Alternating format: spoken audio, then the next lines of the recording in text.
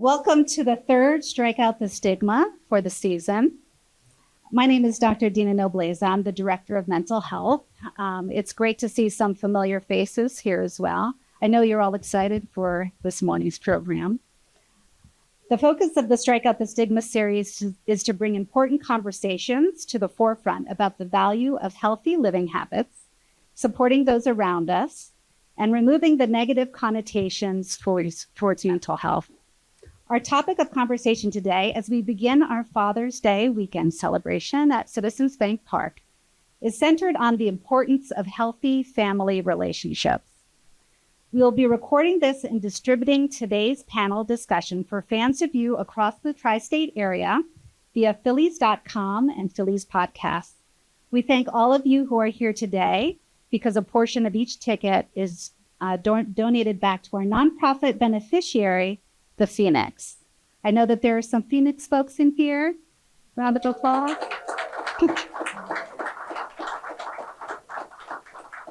Thank you so much for representing. We're lucky to have an incredible panel to speak with you today. So let's meet them. And first off, I just want to thank you both for coming earlier, in the morning, before this afternoon game, and taking time away from your families to be with us. So first off, I'd like to introduce our Vice President and General Manager here for the Philadelphia Phillies. Please welcome Preston Mattingly.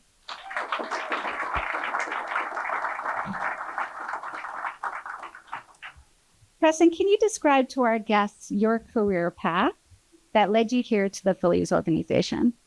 Yeah, so I think I tell this story a lot. I've had a pretty unique kind of road to get where I'm at now.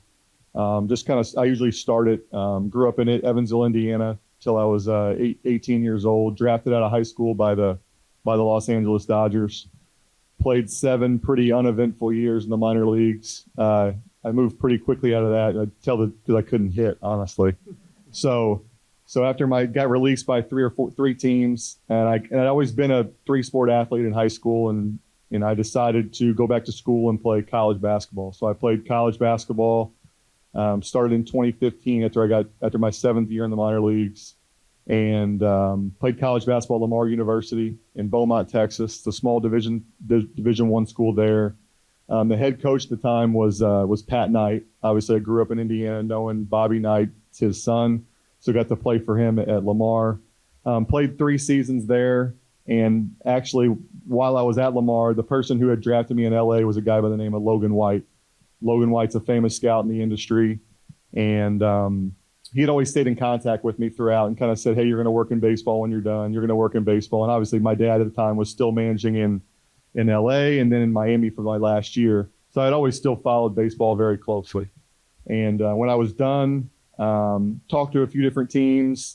I actually went to spring training with my dad and got a call from Logan White and asked me to fly out to Arizona to meet with him and some other people in the front office. AJ Preller was their vice president, general manager in San Diego. Kind of hit it off with the group. So that was 2017. I kind of signed on out there to work in, honestly, they kind of created a role for me. I was doing a lot of different scouting, whether it was, pro scouting, amateur scouting, and it transitioned pretty quickly. Like the next year they moved me up to San Diego. And I was with our pro scouting group as the manager of pro scouting for a few years. And I think in 2020, my first year full time with the major league team. That was obviously COVID. So we had to stay distanced, but I was with the major league team. So 20 and 21 with the San Diego Padres in a couple different roles, game planning, scouting, advanced scouting.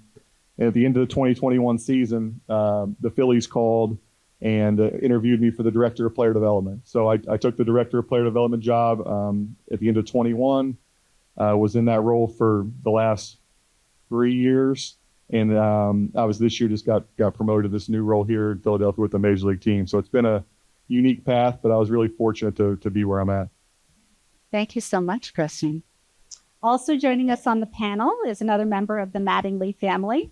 Please welcome Toronto Blue Jays bench coach and former MVP, Don Mattingly. Thank you.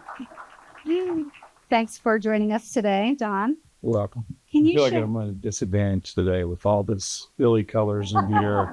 I'm the only guy with the Blue Jay outfit on here. This fan base will show you some love too. We will. I do see right? some Yankee love out here, right? Yeah, Right. yeah, we've got some representing. Yeah. I told you there would be. Mhm. So can you share with our guests about your journey that led you to the major league? I guess mine was probably a little simpler than Preston's. And came out of high school in 1979, was drafted by the Yankees, 19th round. My father didn't really want me to go play. I wanted to go play. I ended up signing. Played a year in rookie ball in Oneonta, New York. Next year I went to Greensboro A ball. Played there. Next year was Double A, Nashville, Tennessee. Did well there.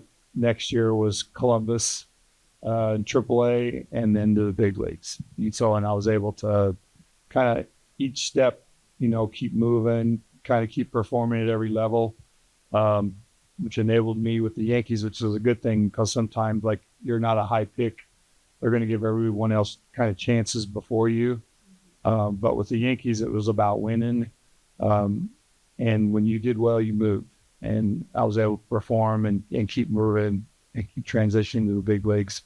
And so that's what brought me to that part of it. Played until 1995 with New York in the big leagues at that point. Retired. And basically to be with this guy, his older brother, younger brother, it got to a point where I was like going to the ballpark, traveling back to the house, going back to the ballpark. And it was like I was on the road all the time. And I felt like that wasn't enough. And so I retired in 95, was out for 8 years. Started going back to the Yankee spring training for spring training, go see the Double A team or Triple A team, be involved with some of their camps, and then started full-time coaching again in 2004 with Joe Torre.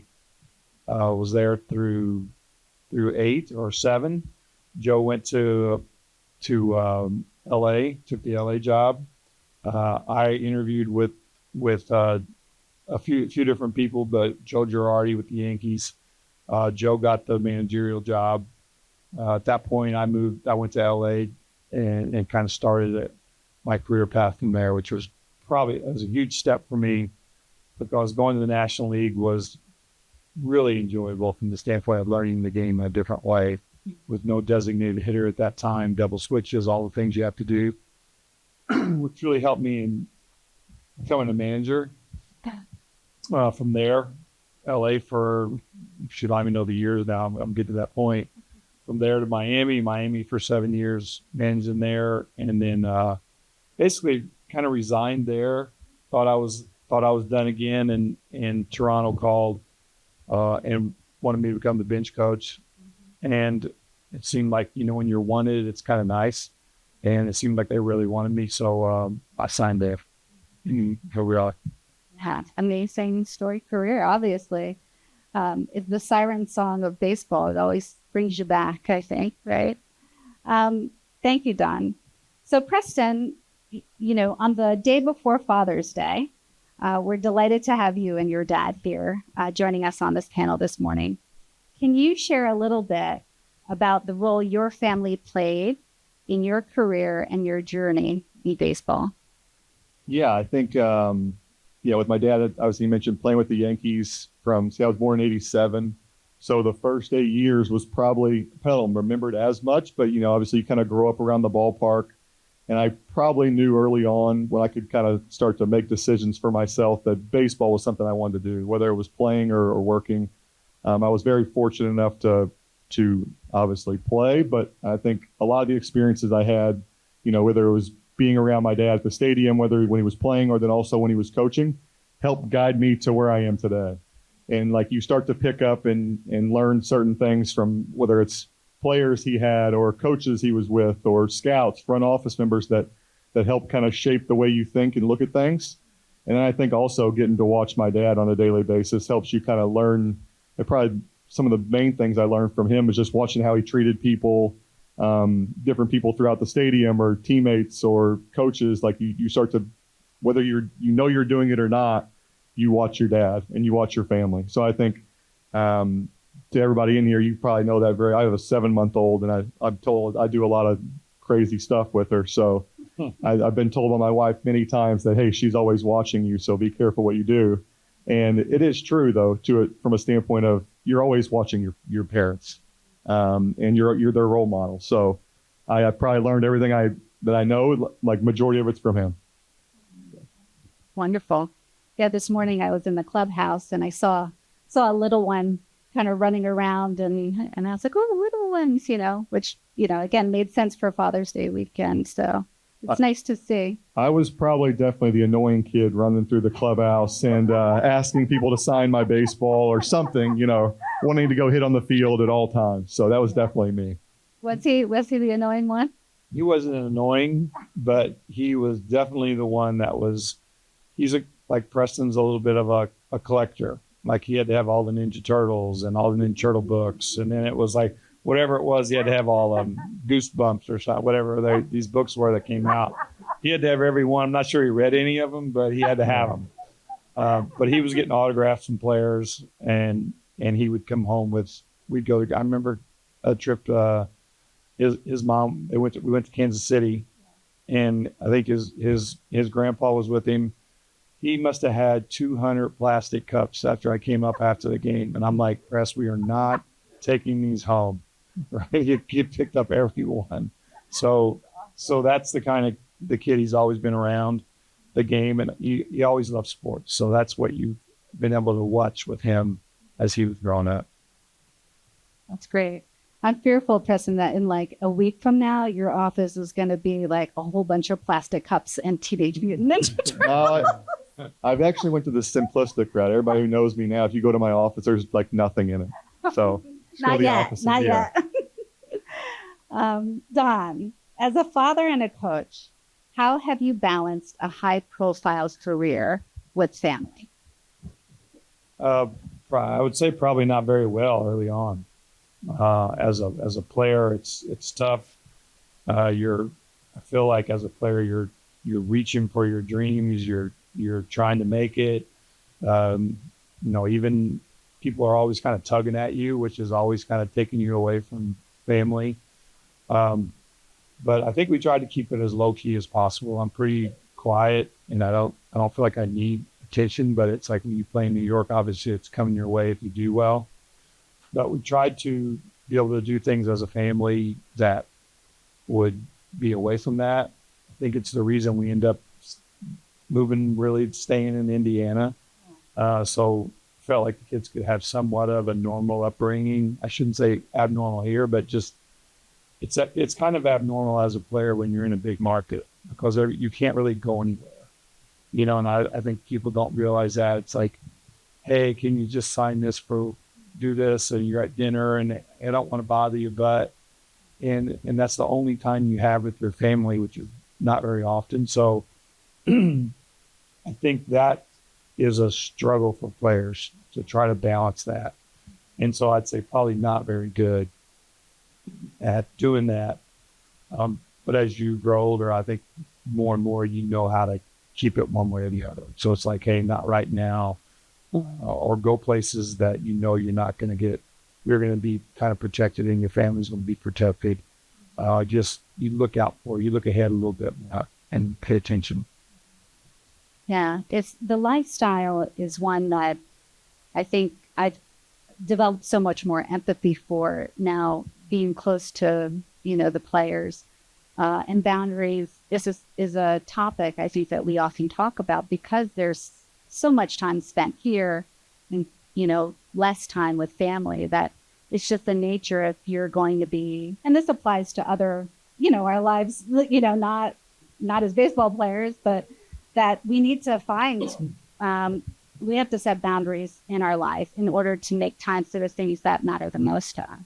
And I think organizations are getting better I will say this, the Yankees, they weren't very family friendly. Yeah, when I first came there. Now you see teams like kids in the locker room, kids being able to go out on the field and play with their dads and stuff like that. I think organizations have did a lot better job. Family rooms, making those where like families like to be there, kids like to be at the ballpark, so they can kind of start to create a family feeling as much as you can. Like it can only go so far, but as much as you can, organizations are getting better about making this a family environment, not just for the players. Yeah.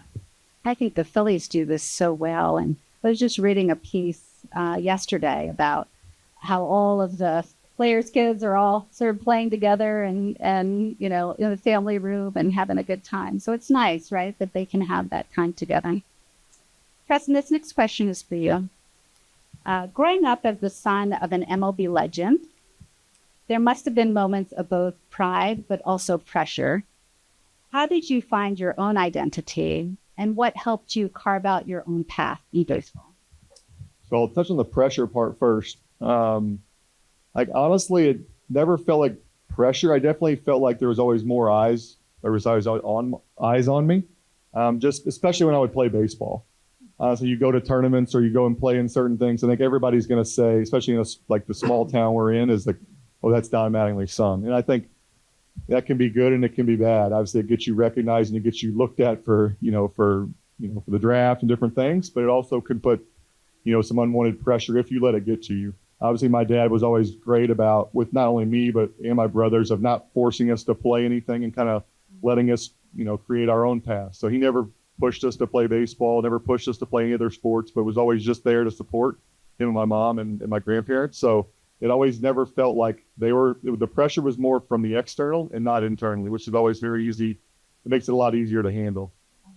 So, what was the second part of the question? Oh, yeah, probably not the best way. Yeah.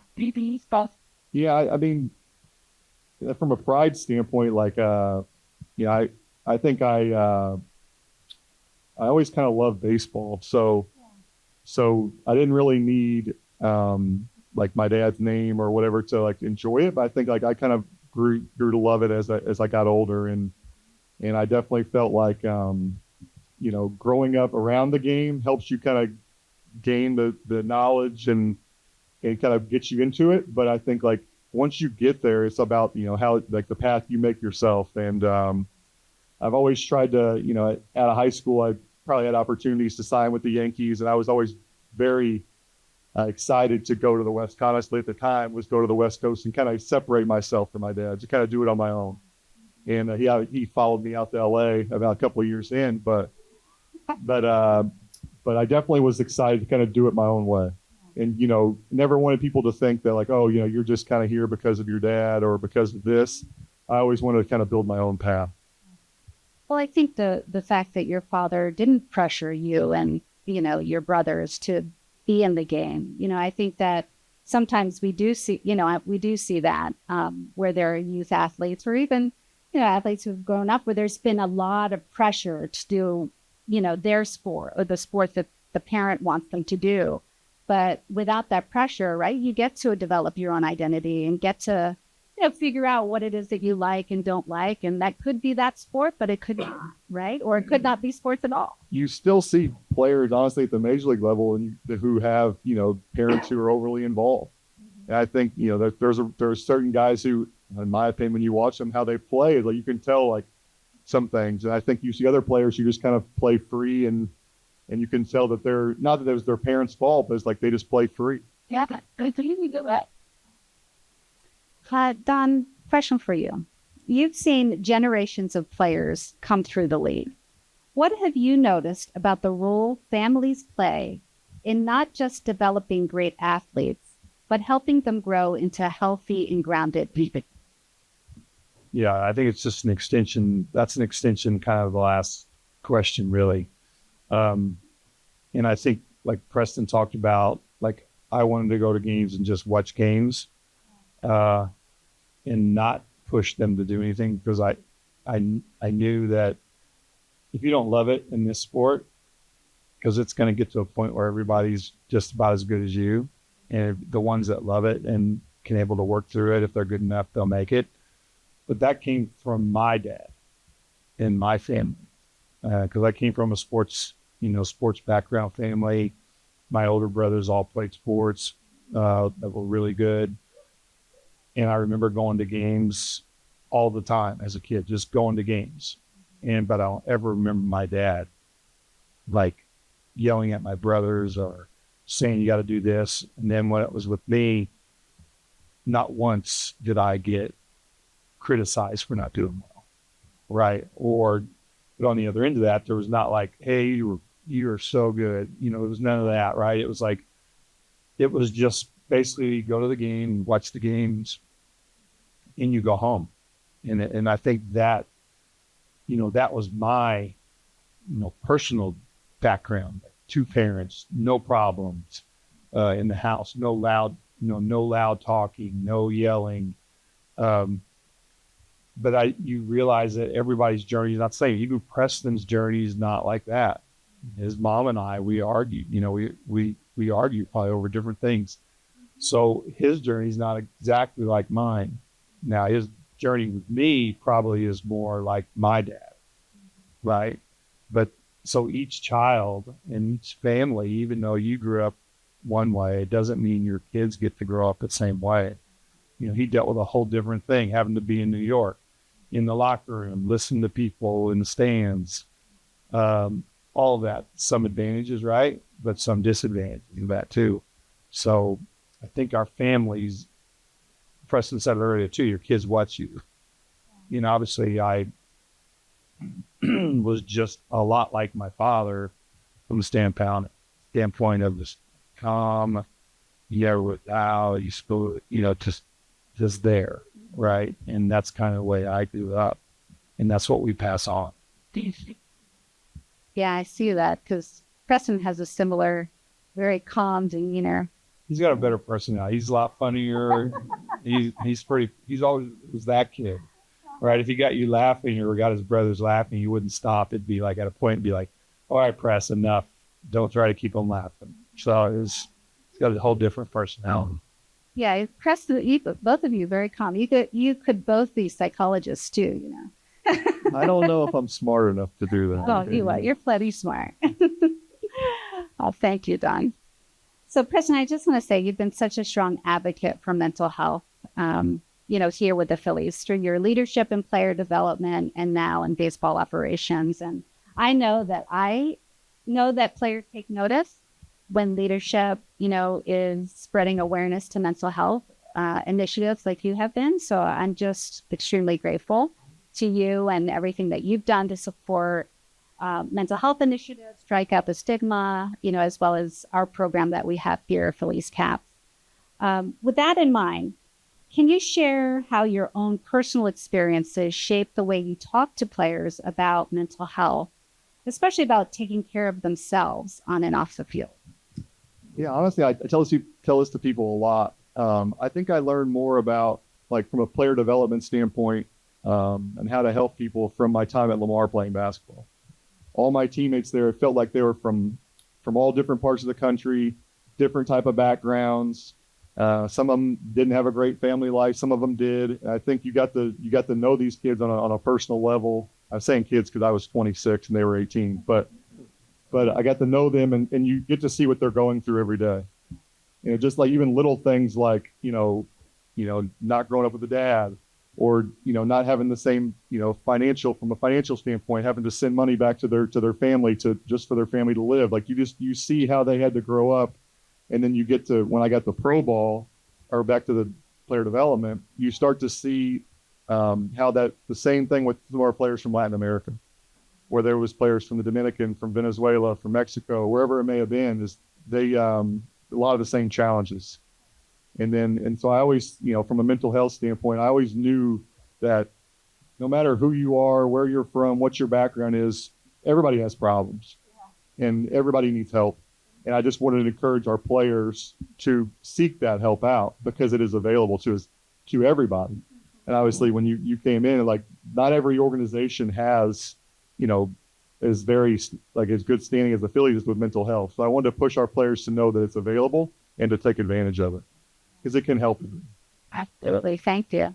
Yeah. And I think, one of the things that I'm hearing from the two of you is that, families are diverse, right? they look any number of different ways, right? And even with that diversity, right, we're all sort of striving to sort of be as healthy as we can be, as content as we can be. But, you know, life is messy. It's just the nature of life.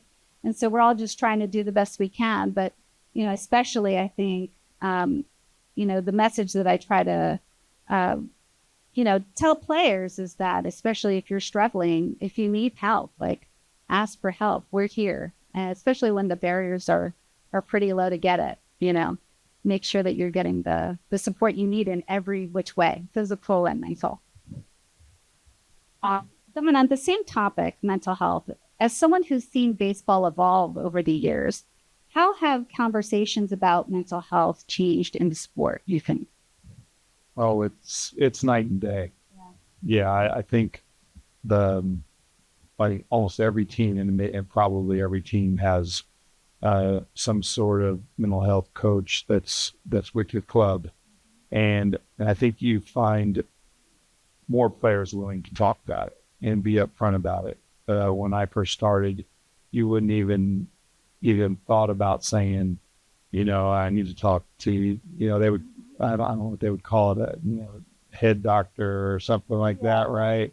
And kind of give it that feel of like, oh, you're weak if you do that, right? So that has totally changed. I think just more and more, and the pandemic seemed to really kind of push it out front, where it kind of got to the point where it's like you see it when everyone's kind of locked up at home and everything kind of comes out of that. It seems like that pushed it even further. It was already happening, but I think that was definitely an accelerator for it. But I do think I'm impressed. I know how good it can be, good it is. You know, again, I'm going to go back to your childhood. I grew up with total solid, right? No issues. Was always kind of confident. I didn't have any really thing to overcome as far as that.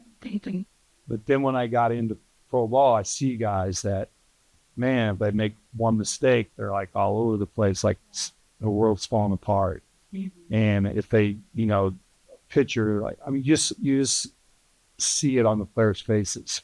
Yeah. And guys that didn't handle it, and you're always kind of like, man, why are you like that? Right? And you don't, but then it all turned around, right? Because we didn't have the same advantages that I grew up with as far as mental health in the house, right? So I think that ability for guys now to be able to take that and turn the corner. I see guys that are able to turn the corner. Maybe a guy struggles with minor leagues, gets help, starts to deal with it. Next thing you know, this guy's a star. And you see a guy 26, 27 years old, he's turned the corner, right? And you don't know why, but I got to believe a lot of it is on the mental side. Physical's always been there. Then they know how to take and put them both together. Absolutely. Yeah, you know, my office had to be built out because it didn't exist, you know, before I got here.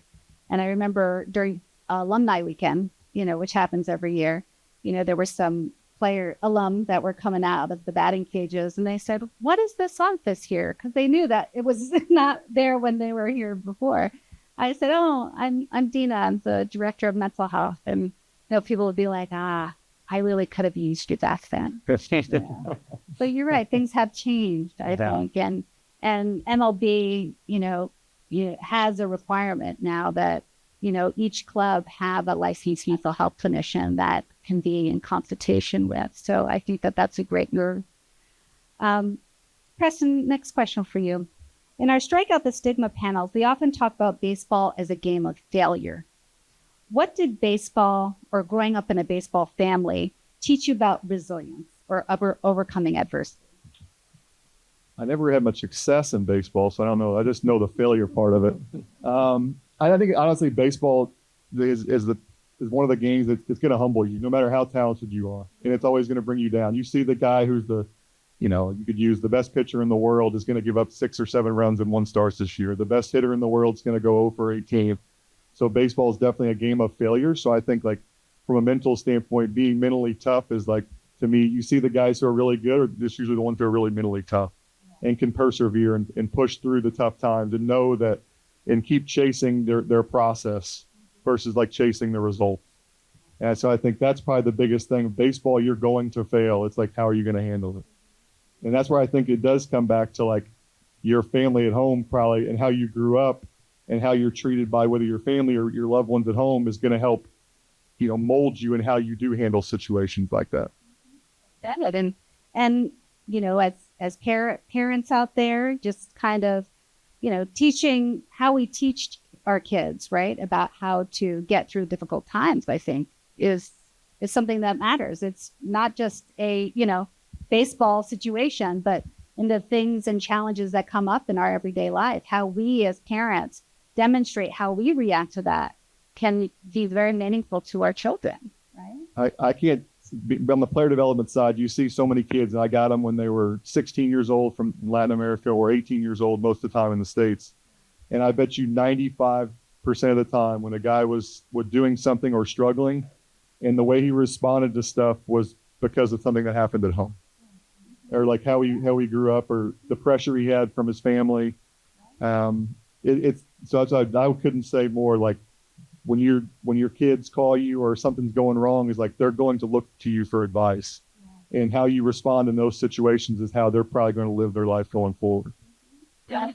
Great. Yeah. Modeling how we process these things, it's so important. Don, what advice would you give to fathers and sons, daughters, family in general, who are trying to stay connected while juggling busy schedules and the demands of everyday life? What advice do you have for families? Outside of sports? Yeah, outside. I think it's priorities, right? I think there's nothing going to be more important to you at the end of the day than the family, right? And I know everyone wants to, have a life where you can provide for your kids and you can, be able to do whatever.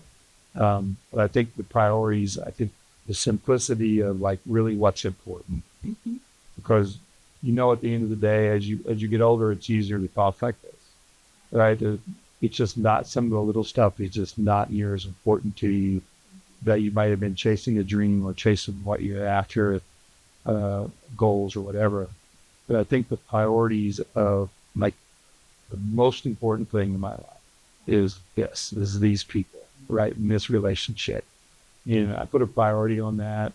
And I think that it just makes it so much simpler. All right. Things get simple when I have my priorities in order. And when things are going bad, it's easy to, first talk about you going 0 for 4 or whatever, or things aren't working out at work. It's easy to get caught up in that. But like getting back to the base, simply like who you are, what do you care about, what's important to you, that takes that stuff and pushes it aside, that pushes it into the background. And now these are my priorities. This is good. It's not going good here. My family's healthy. Count your blessings. Be grateful for what you do have, and just kind of move forward in that way. Always kind of reshaping. And Press talks about guy going 0 for 2, or 0 for 4. How do they deal with that? And to me, it's always turning that. How do I turn that? Right? You have to know when. You have to know, like, we said stick with the process. Hey, I've went 0 for 4 and I've hit 4 balls right on the nose. I won. I have to understand that I won. And if you're doing everything you can at work, you're doing all the right things and it doesn't go right, pick up, keep stepping, right? Keep stepping, because you've done all the right things. You can't change that. You have no control of what somebody else does or what happens. So, right, keeping it simple, controlling what you can control. These are all like really, really important messages, right? To keep, moving forward despite adversity. Always. Similar question for you, Preston. What are some strategies that you find useful to strengthen family connection with this lifestyle? Yeah, obviously this has been one that I've had to kind of learn on the fly. I have a 7-month-old daughter. So as my dad said, I was probably the guy who just got married and was 23. That was probably chasing, the dream and this job and kind of moving up in my career and prioritizing that over my now wife and obviously my daughter now. But I think having a daughter changes those priorities, right? Everything that even some things are going bad here with the Phillies, when you go home and you see your daughter, it's hard to be upset about them, So I think you're always, like my dad said, is your priorities is always your family. When your priorities are in order, to me, nothing can be bad.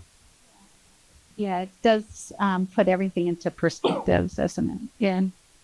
Sometimes it's not unusual when I'm working with folks that, we'll end up doing a values exercise, because sometimes people haven't taken the moment to sort of set the priorities, like you were saying, that helps to, be having some intentionality surrounding your priorities. But I think sometimes we get so busy in life that we're just kind of doing the thing and then the next thing and the next task and et cetera. And then, a whole lifetime can pass by, years can pass by. And so, sometimes when I say, hey, okay, we're going to take a look at this values list and kind of, run through, whittle it down. And they'll be like, I've never done this before, but it was so useful because it helps them to, start to cut away all the excess stuff, set the boundaries that they're needing in other areas of life where they're just kind of running, but without any intention whatsoever. So, one of the things that I'd recommend to the folks here is, sit down with your family. I did this with my family. Go through a values list, do it together and learn some things about each other, where your values match, where they maybe don't. And, some of these priorities are going to kind of maybe fall in place that you're feeling a little bit I could use a little help in this area. So, Don, if you could give a piece of advice to your younger self about managing the ups and downs of life, maybe a message that's been important to your own kids or your granddaughter to hear, what would you say? So a piece of advice to your younger self about managing the ups and downs of life. I think the one thing I would do differently, so I'm kind of giving myself advice, is kind of more enjoy the journey, right? As in baseball and then, like you say, in life, you get busy, you're always looking for that next thing. One of the things I would talk about is turn the page. You got to turn the page, good or bad, right? And you turn the page so fast that you never really enjoy what's going on. And I think that's the one thing, looking back, I would just would try to enjoy the journey more and reach out to people. And it's part of my personality of being quiet and kind of shy. I don't even not, Preston Young's brother. I should be checking up on him more and just sending him a text, right? So it's cultivate, those relationships and people that you meet along the way. And that's where I kind of, I watch Press and how he does things, and it makes me I should have been more like that, right? Because he's good with talking to people and being with that. And I'm good with people, but I'm not outgoing. I think that would have something that I would have enjoyed, the whole journey, and not worry about where you're trying to get to. So, we often talk in these series about sort of being mindful and being present. And I think that that's one of the things that we all can probably do more of, right? Because it's just such a busy life that we all lead. But, just trying to be in the moment, as much as possible so that we can, especially when we're with family, enjoy them. We've got all these devices and things are pinging and getting our attention. But, when we're with family and trying to be more intentional with being mindful, it's a wonderful kind of message. I don't know if there's anything, Preston, that you want to sort of share there too. My biggest thing I always kind of learned over the last couple of years is, it sounds very simple, just controlling what you can control, especially with yourself and how you treat other people. You can control how much energy you have. You can control your mood. You can control how you talk to people and how they respond. To me, honestly, shouldn't affect how you do things, right? And so I've always tried to I am probably a little bit more outgoing than him. I enjoy talking to people and having conversations, but there has been times when I was, kind of starting this role and now a couple years doing it, is like where you would react to how other people respond. And I think as you get a little bit older, you start to understand that how they respond shouldn't affect how you live your life. If they say something you don't like, or somebody acts towards you something the way you don't like, it shouldn't affect how you live your life. And so control what you can control. You can control, you have, great energy, control how you treat people. And to me, that's how I always try and, kind of live my life every day. That's a great message, and a message that I think often comes up in psychotherapy where, sometimes with setting boundaries, the things that prevent people from doing it is that they're afraid of disappointing people, And I often say, if you're spending all your time protecting others in that way, you don't get that other person to learn how to be resilient with disappointment, because we all have to experience some disappointment in our lives. Again, baseball being a game of failure too, but, and if we're sort of trying to, control everybody else's reaction, it just doesn't turn out so well, right? Let people have their emotions and their reactions and let them sort of manage them. You don't have to manage them for them. And I would also say, I'm too young to be saying this, but I'd say let your kids fail. Yeah. Let your kids fail, and then support them when they do and push them to keep going. Because when you go through life, you're going to fail, you're going to struggle, and you got to keep going. And if you protect them in the moment when things don't go right, to me, they'll always kind of grow up, looking for your advice instead of doing it on their own. I hear some amens out there. I heard an amen last night when we went back to the hotel and watched the end of the basketball game. And the 10-year-old is with us. My wife's at the hotel, and we have an adjoining room, so he's in the other room. And I go, I gotta go turn off the lights. But she's like, he can turn his lights out. He can get in the shower on his own. I'm like, oh, you're always trying to help your kids, right? And she's like, let him do it, right? So it's like, back off your kids. Right, yeah. No more helicopter parenting, as they say, right?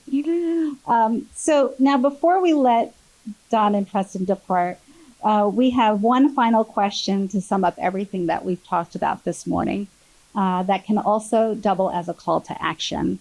If there's one message you'd want our fans to take away today about family and mental health, what would it be? Don, you first, and then we'll finish with Preston. So family and mental health? Yeah. One message that you'd want fans to take away about family and mental health. I think understanding as a parent in that family atmosphere that you are creating, right, the environment. So if you're loud and yelling and your kids are going to be this, you're creating something in them, right? So you are directly changing your child or people around. I said people probably within your household or family's mental health by your actions, and you don't realize it.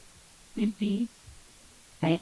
He kind of stole mine, but in PD system, I would always tell our coaches and our staff members, like, hey, you create the environment.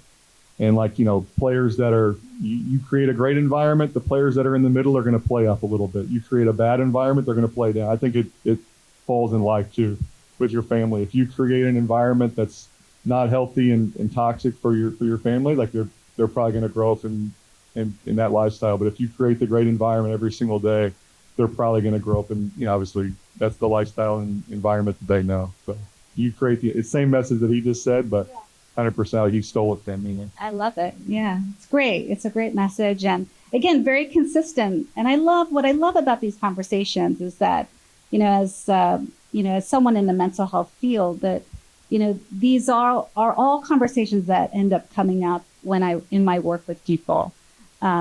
we often sort of talk about sort of like, I call them legacies, like things that sort of ways of behavior that go from one generation to the next generation to the next generation because people aren't changing it, you know?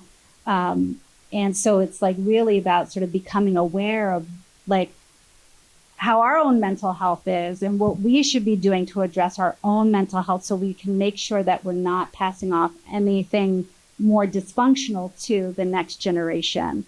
And so, you know, I'll sort of send just kind of this message too to everybody, like, you know, get help, you know, whether that's talking, you know, that doesn't necessarily mean talking to a professional, but it could.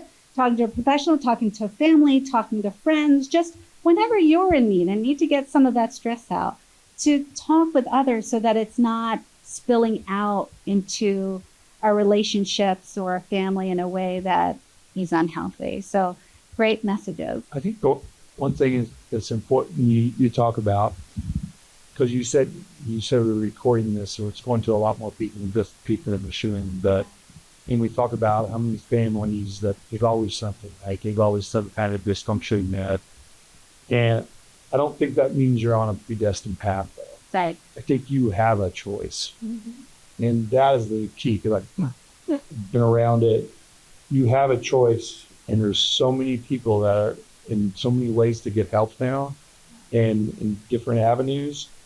You have that choice to say, you know, hey, my dad was whatever he was. He yelled and screamed, he did whatever. That's not me. I choose differently, right? So I think everyone out there that hears this or is here, you have a choice to change. Amen. Thank you so much. I think that's a perfect message to end on. You know, I know usually we say at the end of these programs, go Phillies, but we will say, go Dads. All right. You can still say go Phillies. Thank you so much to the Mattingleys. Thank you, everyone in the audience. Thank you, TJ Farrell, who always puts on these great programs. So I hope you guys have a wonderful day and go Phillies too.